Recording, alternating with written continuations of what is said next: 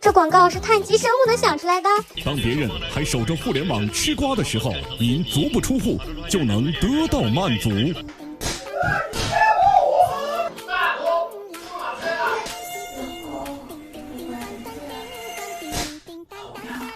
绿蕨民居吃瓜天坛，共享八卦不隔音。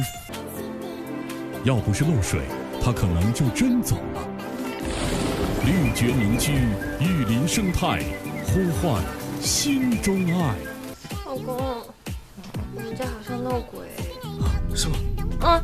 今天那个杯子我都没有碰，它就自己掉下来了。你这么一说，我也想起来了，我挂在墙上那画，它总是自己掉下来。啊，该不会真的有鬼吧？